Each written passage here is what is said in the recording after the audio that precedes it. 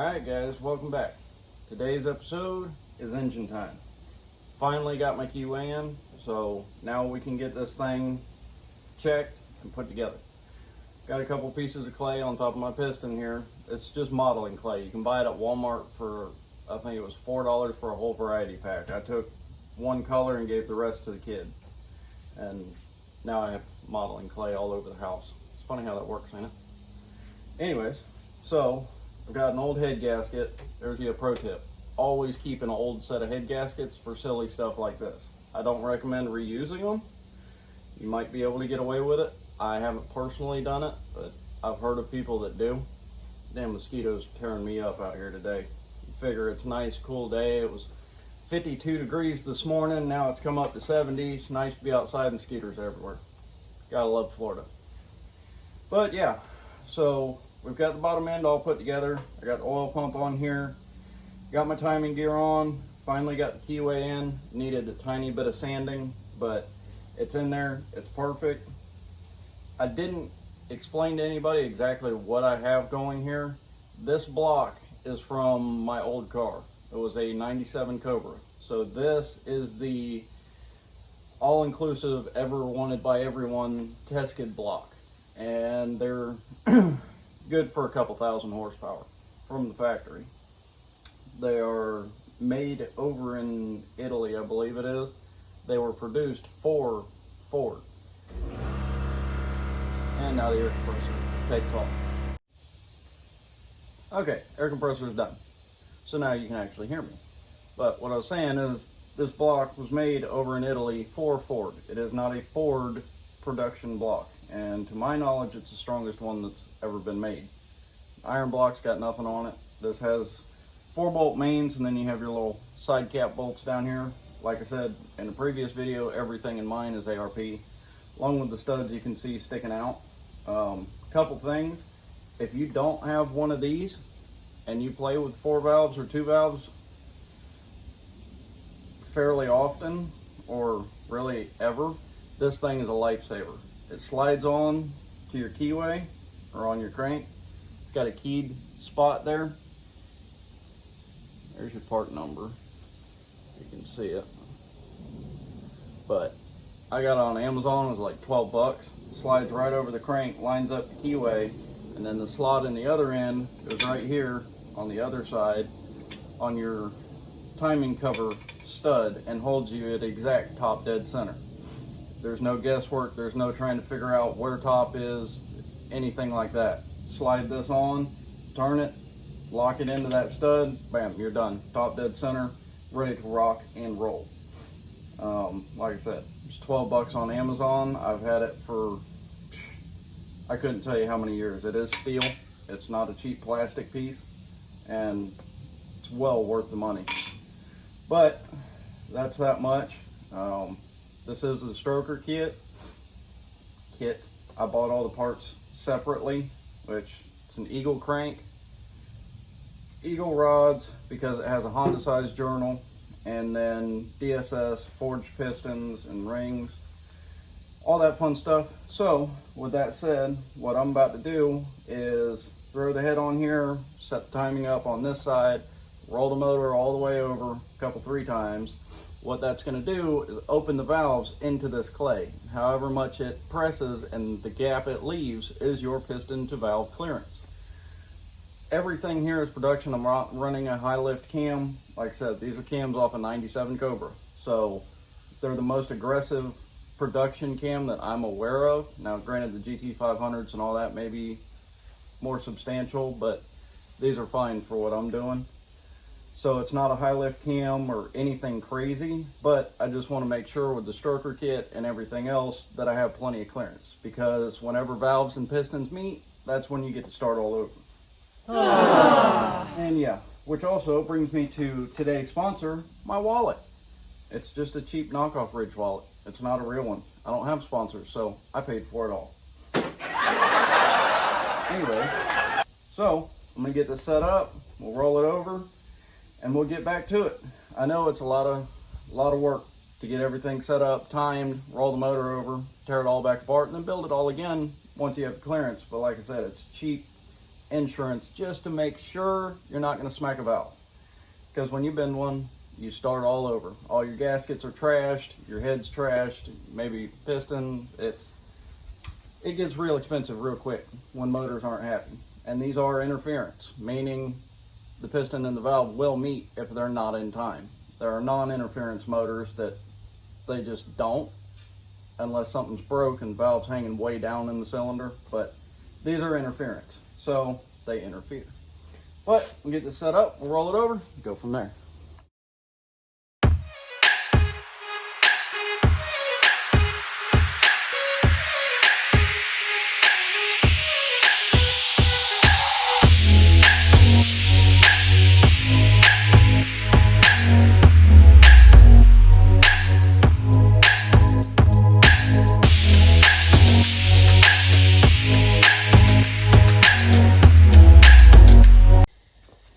Here's one. ARP washers have a flat side and a knurled side. Knurled side goes down towards the head. It keeps the washer from spinning whenever you put the nut on. Now you know.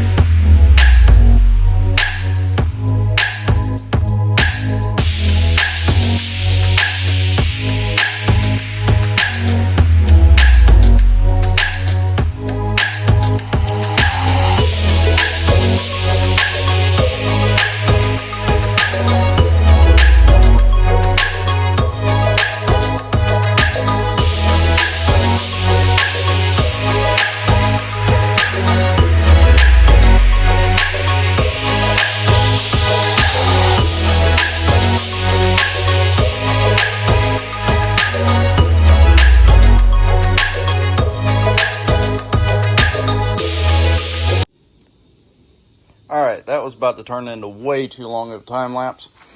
I got into it and yeah, realized it's been a long time since I put one of these back together, or together, however you would like to look at it.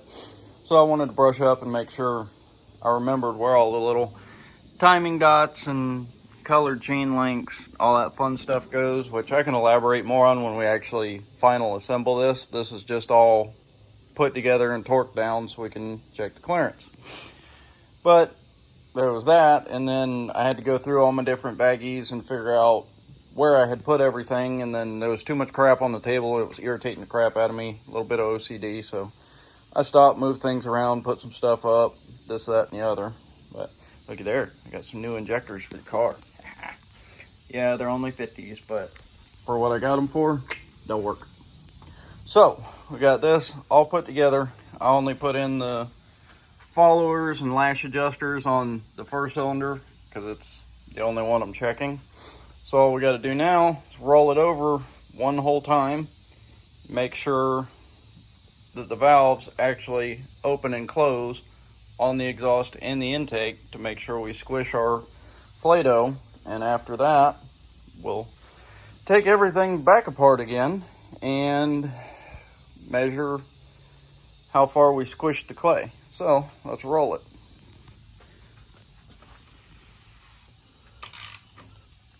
All right. Exhausts are opening. See them push. Nice and smooth, nothing thumped. All right, intakes.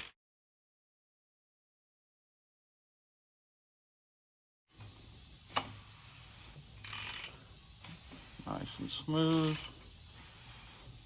And everything's back up. Lobes are pointed up, which means we're on the back side of the cam. So now we'll take it all back apart and see what we got for clearance. I'm not gonna B-roll or whatever you want to call it, taking all this crap back off. I'll pick you back up once it's off and the clay is exposed. So, all right, got the head off, everything tore back down. As you can see, we didn't come anywhere near touching on the exhaust. We're just gonna get that one out of here. Absolutely nothing on it, no dents, no nothing. So, plenty of clearance there. You can see on the intake, we actually did touch and did squish it a bit. So, what we're gonna do, try and stay out of light here, is come out here.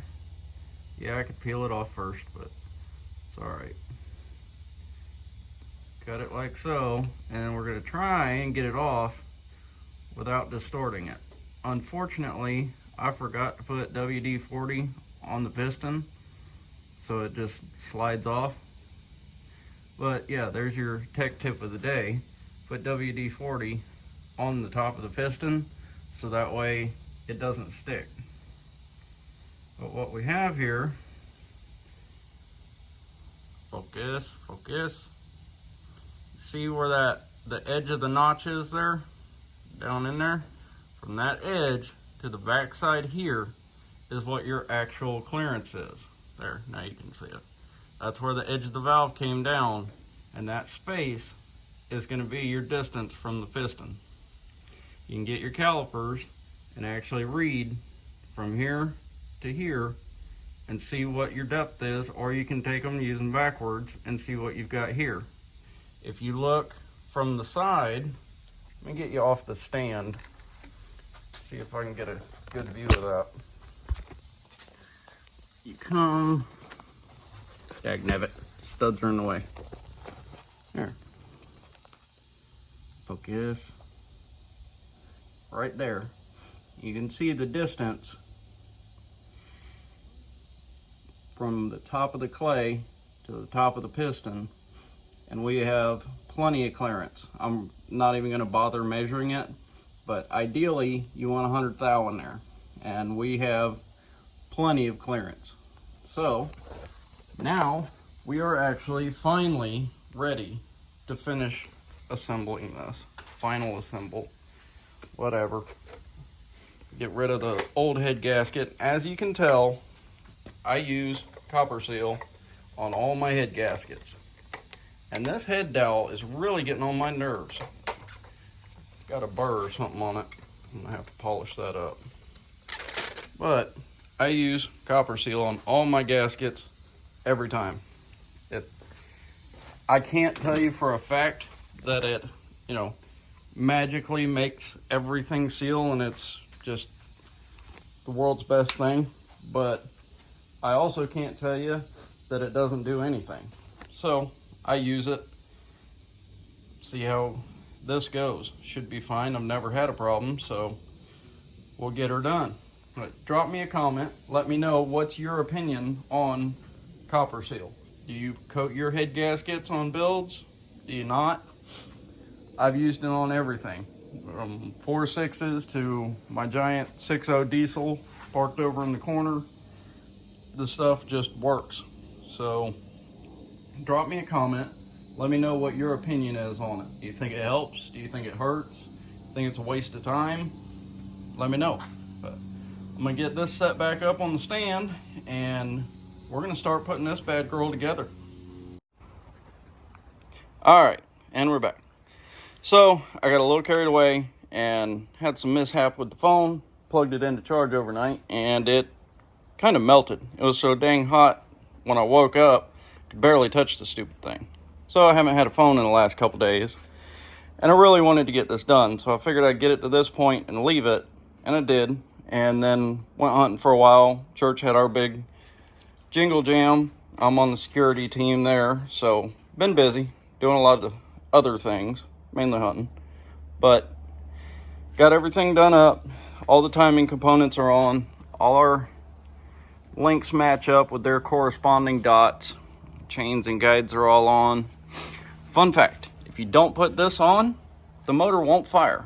Ask me how I know. I mean, I've never done it, but friends have done it. But off-colored links, front and back, nice lined up, ready to rock and roll. Got the ratcheting style steel tensioners. Those are the best of the best. Ask anybody, they'll tell you the same thing. I've had those for quite a while. Never had any kind of fail with them. They are the ratcheting, so they lock and you can't overcompress them, whatever. This is your typical Amazon style. It came off a motor I bought and tore down. Just a cheapo plastic housing. These fail because that plastic cracks and then you lose oil pressure. Well, you lose oil pressure, you can crush that with your hand. Timing components jump. Like I've said previously, everything interferes. And piston smack valves, and they just don't like that. Pistons are whiny and don't like to be touched. So there you go. But I got the gaskets copper sprayed. Got a couple pictures for you. Check them out. Everything's assembled. Yes, I am that guy that masks off the part number so that way I can see it in the future. Right now, I've got all of my cam followers cleaned up, ready to go in. Nothing special about them. They're just a 4-valve follower. Putting everything together. If you've never done it, the easiest way, I've got this one set in there. It's not actually on yet, but as long as you're on the back side of that lobe, you can see it's pointed up this way, so I'm completely on the back side down there. The best way to do it,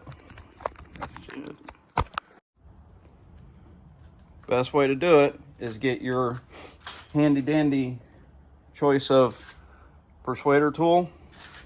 Come right down here on the bottom of it. 1 or 2 swift bonks, and then it's in. Just make sure it's fully seated, because you can push them past it. I've done it before. Just make sure you're seated, and now you're ready to roll. Only have 14 more to go on this side. That's all there is to that. I'm not going to film the whole procedure of putting each and every one on. It's the same thing over and over. Set it in there, bonk it up home. Plain and done. Get all those on, and we're going to roll this thing over. Get back to the bottom end. I've got my windage tray to glue on, and then pan gasket, oil pan. We get the bottom end closed up. Well, I'll put the timing cover on first since the pan sits up on it.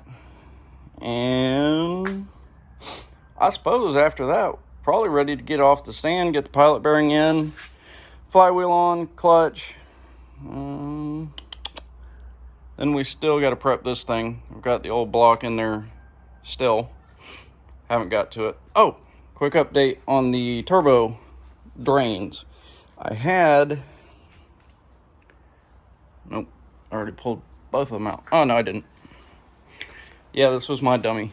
But this is just a 5/8, or, yeah, 5/8 heater hose. It's reinforced. I figured that would be fine for the drain, but after the oil soaking in it, they're spongy and not going to work, especially with how close they have to run to the headers on the bottom. So what I've elected for is I have the PTFE 10AN line come out of the bottom of the turbo, go down to the oil pan with that, and since it's reinforced, that should help it keep its shape, and it's, you know, gas, oil, all that resistant. So in theory, it's a really good idea. I was going to go with a -12, but with the size of the line, I don't think that was going to work at all. And also the nut for the -12 was just, I mean, you couldn't slide a credit card between the nut and the back of the compressor housing. So I saw that causing several issues and just said, to heck with it, we'll go down to a 10. Plus I already had the line, so that really helped. The old setup was just a 90 and a barb, but got the -10 stud that comes out, and then a 90 out of there, come down, we'll go straight into the pan. If I didn't show it before, what I did for my drains was cut these plates, tapped them to a 1/2 inch MPT, welded it to the pan and then just ran a little bit of silicone around it just to make sure it didn't leak. And I burned up the pan a little bit, but didn't burn through it. That's the point.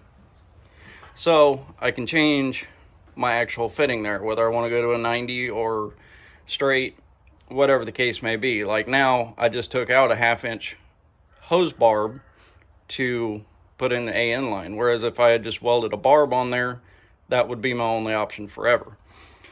And also, like, people don't understand for some reason, the eBay twin turbos are not staying on this engine. I simply bought those so that way I could show everybody if that $1,700 kit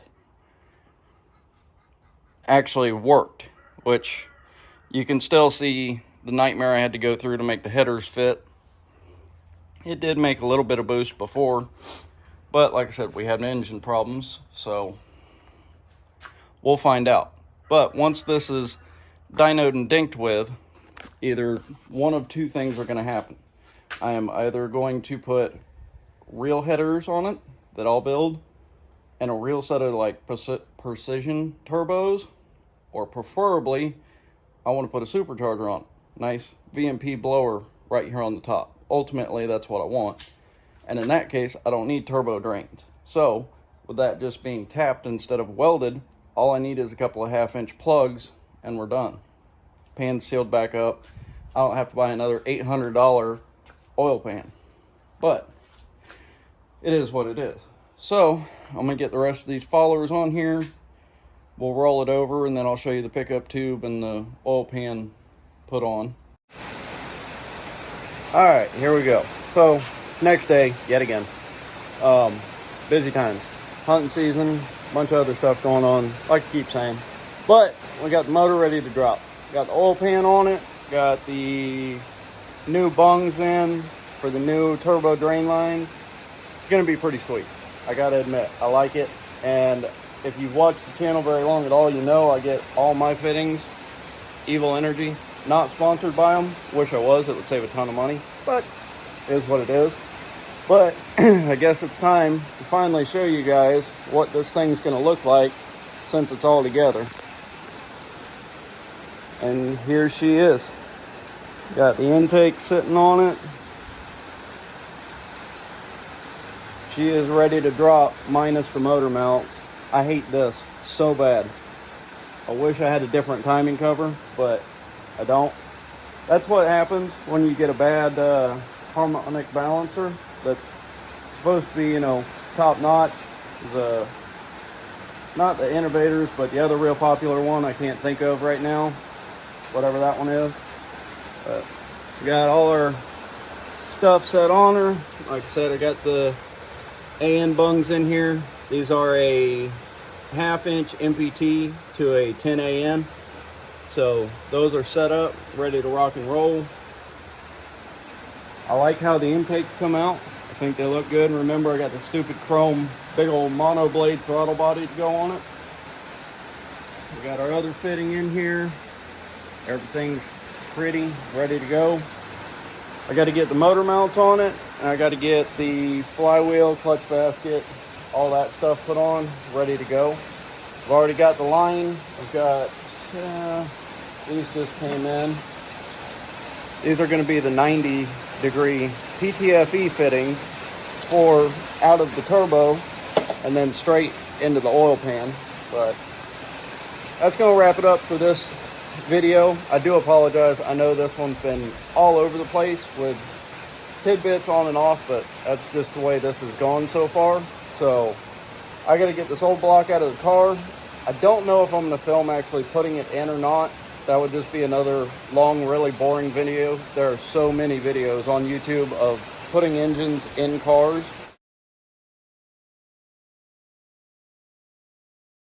So I probably won't. If it was a different engine other than what it originally came with, like, I would probably show it, but it's just basically the stock engine going back in. No real point in filming it. If you actually watched this all the way through and you stuck with me through all the chops and cuts, I appreciate it. If you will, like, comment, subscribe, leave me a leave me a comment, and we'll see how this goes. And next video will either be buttoning it up and firing it up, or I might film dropping it in. I highly doubt it, but we'll see how it goes. But as always, I appreciate you watching. Thanks for sticking with me, and we'll make this thing make some noise here shortly. Oh, wait, last thing. I don't know if I showed it. We got the turbo housings all powder coated and ready to rock and roll. Those things came out freaking beautiful. But yeah, I don't know if I had showed those or not, but there we go. All right, that's the end of this one. Appreciate it.